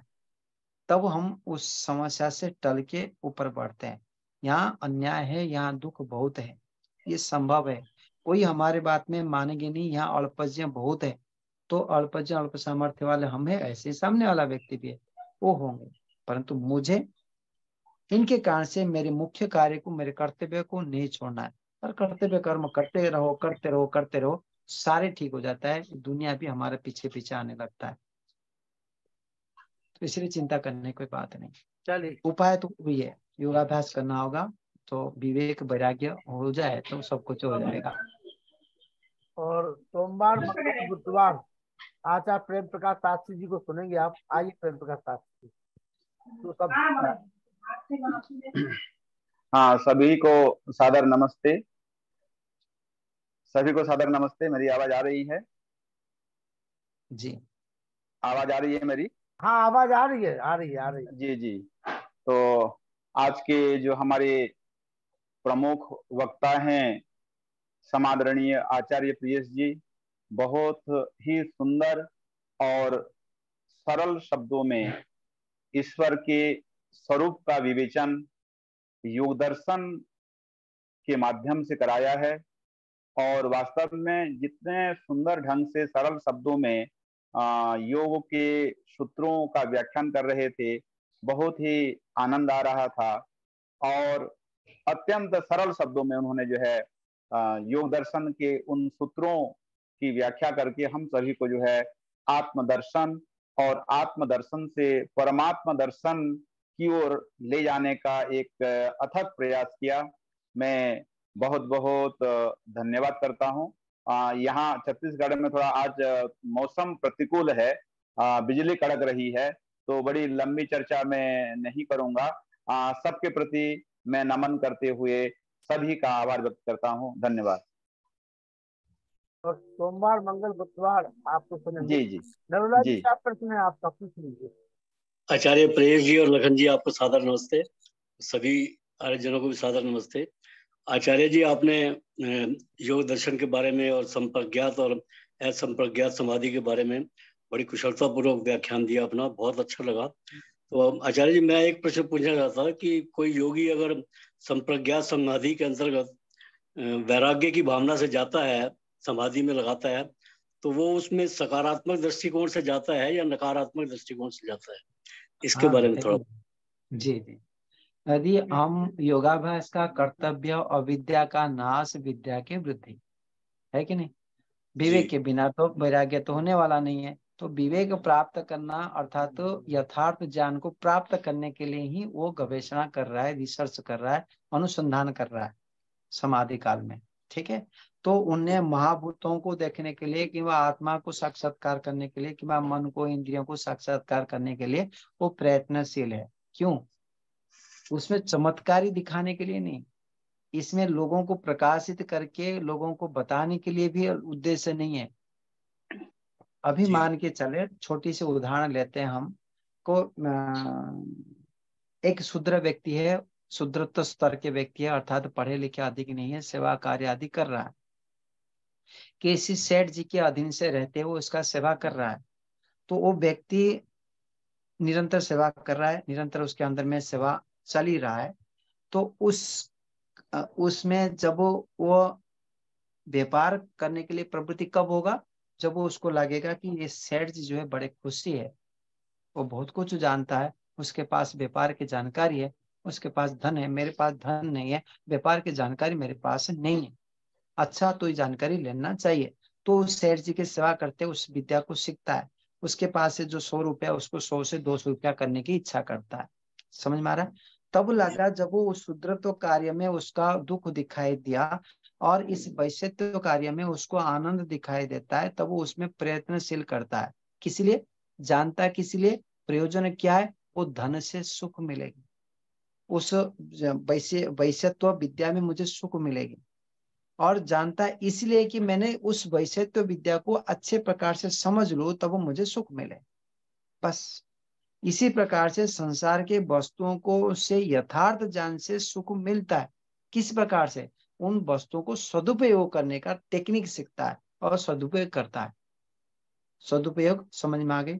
तब इन इंद्रियों को हम जानेंगे, तो वो ये ईश्वर ने दिए हुए जानेंगे, उसके किस वस्तु से बना हुआ जानेंगे, और ये चीज क्या है जानेंगे। तब परिणाम में क्या आएगा? ये इतना ही है। अभी जो उसके ऊपर में पहले जो था कि ये ऐसा हो सकता है क्या, नहीं ये ऐसा हो सकता है क्या, ये ऐसा हो सकता है क्या, ये समाप्त हो गए। जो संशय था, जो शंका था, जो कौतूहल था, वो कौतूहल समाप्त हो जाता है जब वो उसको जान लेते हैं। क्लियर हो गई? फिर उसको छोड़ते हैं, जो जान लिए उसको छोड़ते हैं, क्योंकि उससे बढ़कर के दिखाई दे देता है। जब तक वो जानते नहीं थे तब तो बढ़कर के दिखाई नहीं देता था। जो 5वीं कक्षा में पाठ पढ़ा नहीं है उसको 6ठी के क्लास के पाठ समझ में नहीं आएगा, उसको दिखाई भी नहीं देगा। जो 5वीं कक्षा पाठ पढ़ लेगा, अरे तो पढ़ लिया, अभी 6ठी कक्षा पाठ पढ़ना चाहिए, ये तो छोड़ो, तो वो इसको छोड़ता है और आगे के पाठ पढ़ने के लिए जाता है। उसी प्रकार से विवेकी व्यक्ति विवेक को प्राप्त करने के लिए एक स्टेप, एक चीज को प्राप्त करता है। पंच महाभूत को जान लिया तो उसका कारण क्या होगा? ये जानने की इच्छा होगी। पहले पंच महाभूत को जानने की इच्छा नहीं करेगा तो उसके कारण को जानने की इच्छा क्यों करेगा? वो करेगा ही नहीं। खाओ पियो मस्ती करो, ये किससे बना है जानना चाहता ही नहीं। जब वो जानने की इच्छा करेगा ये वस्तु किससे बना है, ये पंच महाभूत से बना, अच्छा तो पंच महाभूत तो ये होता है, उसका गुण कर्म स्वभाव ये होता है, वो जान लिया। जानने के बाद क्या करेगा? अरे इसका कारण क्या है, वो पंच तन मात्रा को जानेगा। इसको छोड़ दिया, वो जान लिया, उसको तेज्य कर दिया, नहीं जानने की चीज को जानने की इच्छा करेगा। तो ऐसे मन का स्वभाव है, जीवात्मा का स्वभाव है कि जो जान लिया उसको छोड़ता है, जो नहीं जानता है उस जानने की इच्छा करता है। परंतु वो योग्यता को, जो जानने की इच्छा करने की योग्यता है, वो तब हो पाएगा उसके नीचे वाला योग्यता को पार कर देता है। तो 5वीं कक्षा का पाठ पूरा कर लेता है तब वही 6ठी कक्षा के में पढ़ने की इच्छा करता है, वो समझ पाता है। इसलिए योगी व्यक्ति एक एक करके वस्तुओं को जानता है, उसको छोड़ता है। छोड़ने के लिए नहीं जानता, जानने के लिए जानता है, सुख मिलेगा बल्कि जानता है, और जानने के पश्चात उसके आगे की चीज जानने के लिए रह जाता है, वो इसको छोड़ देता है। तो आधार क्या हुआ? वैराग्य प्राप्त करने के लिए ही तो जानता है, विवेक प्राप्त करने के लिए जानता है, और विवेक प्राप्त करते करते हमको वैराग्य भी हो जाता है, छोड़ते रहते हैं, छोड़ते रहते हैं, छोड़ते रहते हैं।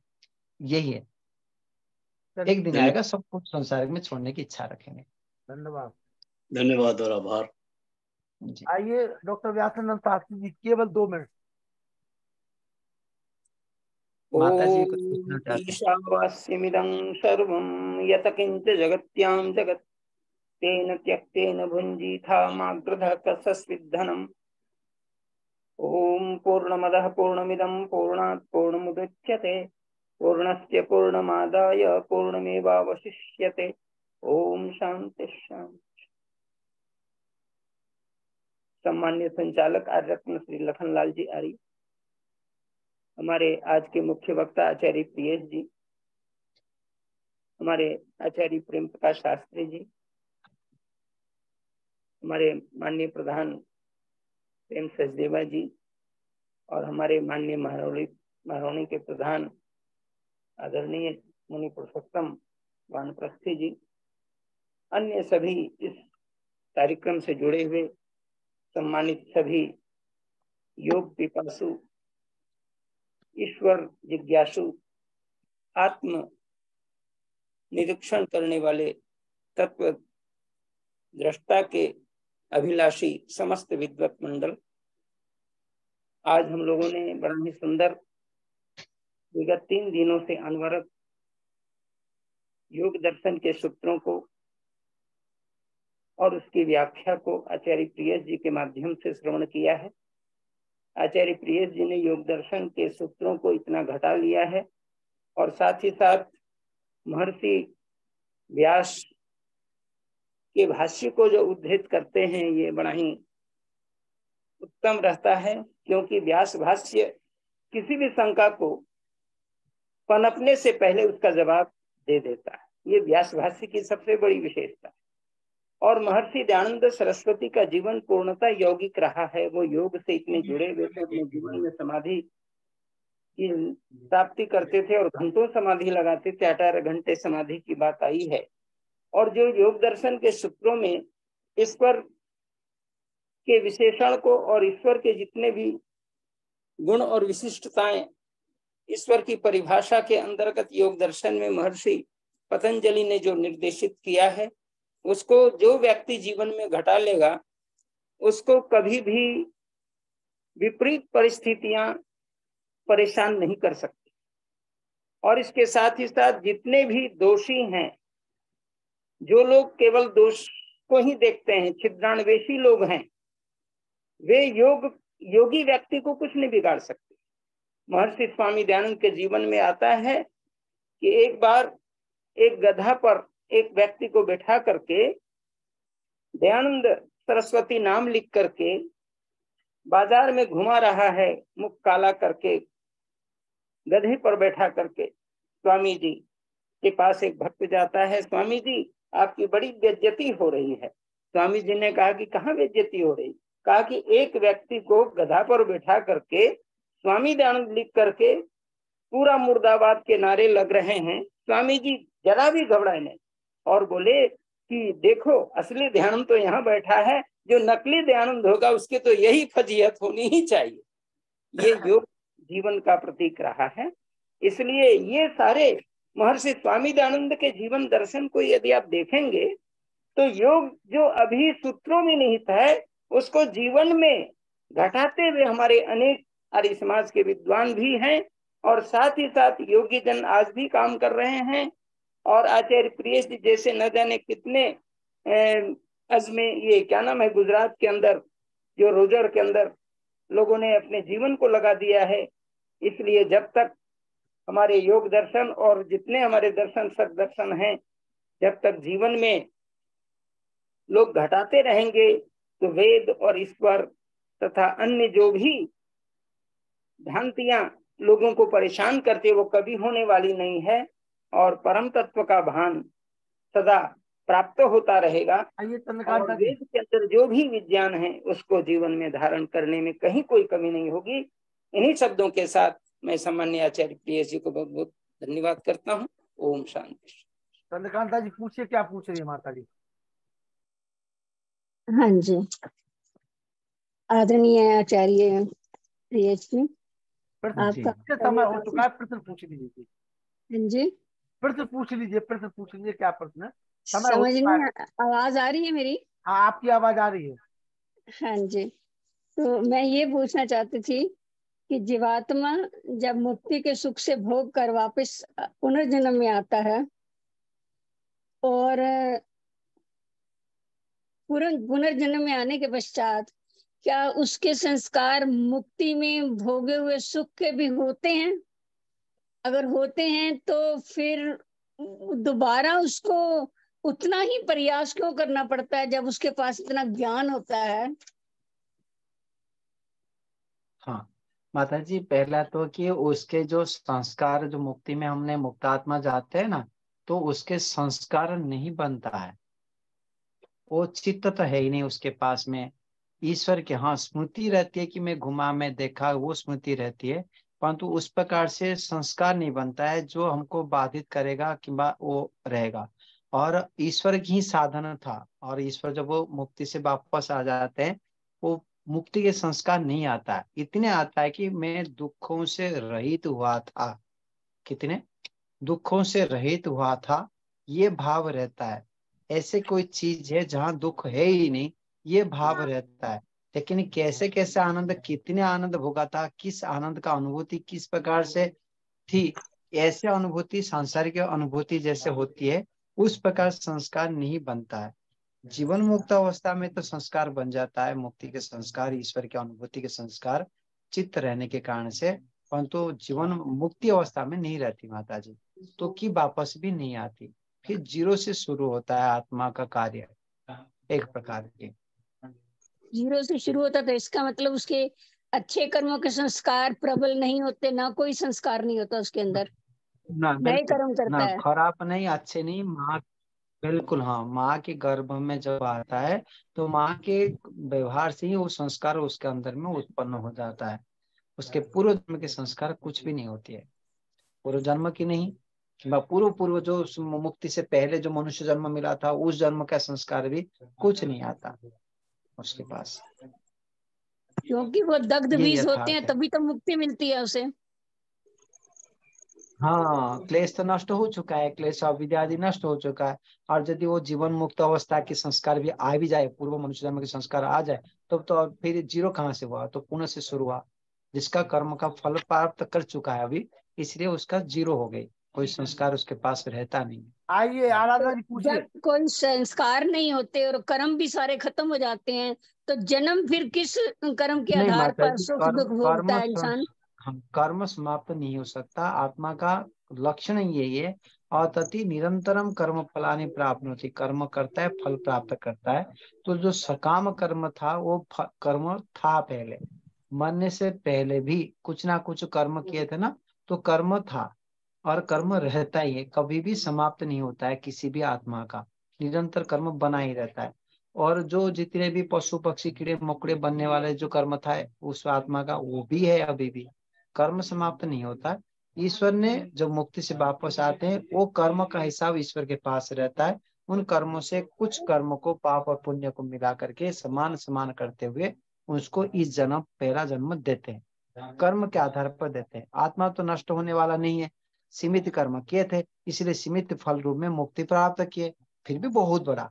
फिर जब वो मुक्ति में वापस आते हैं, तब उसको कुछ सकाम कर्म जो था, उन कर्मों से आधारित सामान्य परिवार में, आदर्श परिवार में, शूद्र परिवार में जन्म दिया जाता है। जीरो से कार्य शुरू होता है। संस्कार खत्म हो जाते हैं तो कर्म खत्म नहीं होते? ना माता, संस्कार अलग है, कर्म अलग है। कल पूछ लेना कुछ, कल के लिए ठीक है, और विचार करिएगा, कल बात करते हैं, कल बात कर लेना। आइए आराधना जी पूछिए। सभी को मेरा नमन, नमस्ते आचार्य जी। आचार्य जी, मेरा प्रश्न है कि खुद को हम लोग नकारात्मक विचारों से कैसे बचाएं? अगर आपके आसपास माहौल ऐसा होता है या ऐसे नकारात्मक विचार आपको सुनने को मिलते हैं, आप कैसे उनसे खुद को प्रभावित होने से बचाएं? क्या किया जाए इसके लिए? हाँ, ईश्वर के पहले तो स्तुति प्रार्थना उपासना करते हैं। ईश्वर के पास में, ईश्वर की सृष्टि में यहाँ कितने प्रकार के दोष होता है, तब भी ईश्वर विचलित ही नहीं होता है। और दूसरे की संसार मूर्ख है, सारे व्यक्ति मूर्ख है। यहाँ पर किसी एक बंदा नहीं है किसी के ऊपर अन्याय नहीं किया हो। ऐसे कोई बंदा नहीं मिल सकता कि मेरे ऊपर अन्याय नहीं हुआ है। यहाँ अन्याय पक्का है और होता ही रहेगा, ये सत्य स्वीकार कर लो। ये सारे यहाँ पर नकारात्मक स्थिति बनेगी ही, फिर भी मुझे दुखी नहीं होना, क्योंकि जो दुखी होता है मूर्ख है। तो मुझे दुखी नहीं होना है, वो करते ना, वो स्वतंत्र है। भाई गलती करेगा सामने वाला व्यक्ति, नकारात्मक व्यवहार करेगा सामने वाला व्यक्ति, मैं क्यों दुखी हूँ? उसको तो दंड मिलना चाहिए, ये तो न्याय है ना। मैं उसके लिए दुखी नहीं होऊंगा, वो होने दो, हानि कुछ नहीं होगा। आप ऐसे उसको छोड़ के, इसको ही तप कहते हैं, इसको ही तपस्या कहते हैं, इसको ही योग विद्या कहते हैं। वो उसको छोड़ दो, उससे बढ़ करके कार्य करो। आपके पीछे पीछे भागेंगे, आप उसके पीछे जाएंगे तो वो आप अपने स्तर को नीचे गिराते हैं, आप नीचे की ओर जाते हैं। तो इसीलिए दूसरे व्यक्ति के दोषों को देखते हुए उन दोषों के दोषी है दोषी है दोषी है ऐसे सोचना महामूर्खता है। दोषी है ही संसार में, सब मूर्ख है, सब स्वार्थी है। कोई यहाँ दुनिया में कोई अस्वार्थी नहीं है, सब अपने के लिए, प्रयोजन के लिए दौड़ रहे, अपना कोई है ही नहीं।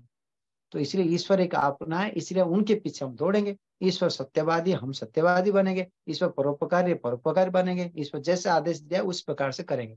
ऐसे मानते हुए अपने कर्तव्य को निरंतर करते रहना। वो पत्नी हो, बच्चे हो, घर द्वार हो, कोई भी हो, XYZ हो, तो उसको देखना ही नहीं होता है। अपने कर्तव्य, मेरे ड्यूटी क्या है यहाँ पर, करना है करूंगा। अन्याय मेरे ऊपर होता है, जो अन्याय करता है उसको अन्याय को मतलब रोक सकता हूँ तो मेरा अधिकार है। तो हाँ, मेरा अधिकार है, मैं रोक सकता हूँ, रोकने का प्रयास करूंगा।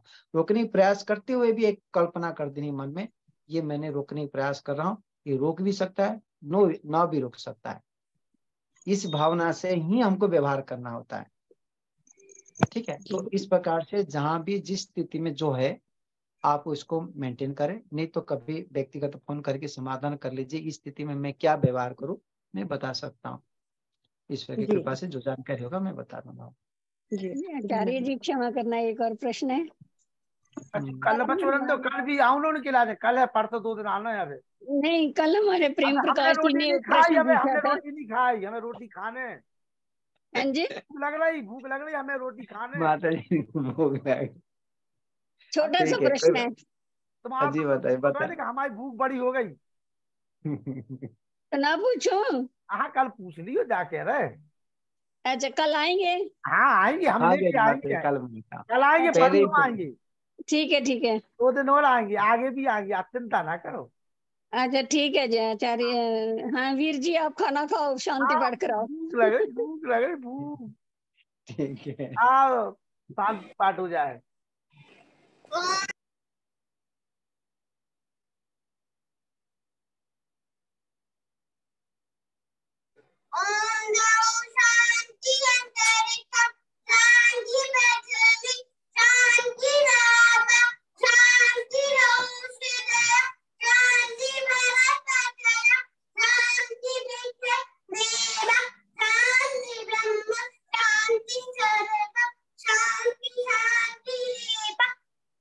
शांति श्याम शांति रेदी, ओम शांति शांति शांति।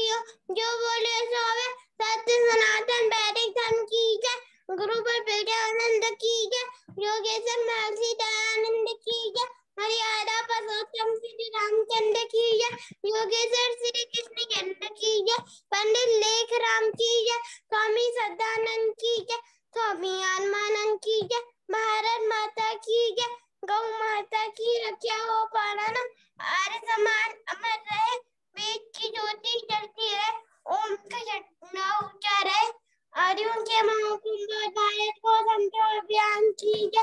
परम धरी ओम वेद का विभाजन सबको कल और परसों 2 दिन और आचार्य प्रिय जी को आप लोग योग दर्शन पे सुनेंगे। और रविवार को आता है प्रदुम्न जी, और इसके बाद सोमवार, मंगल, बुधवार वो आप आचार्य प्रेम प्रकाश शास्त्री जी गुरुकुल प्रभात आश्रम के जो वरिष्ठ स्नातक है उनको आप मिलेंगे। कल और परसों 2 दिन आचार्य प्रिय जी आपके बीच में रहेंगे, आप चिंता ना करें, खूब शंका उठा ले, बस कल मुलाकात करेंगे। नमस्ते।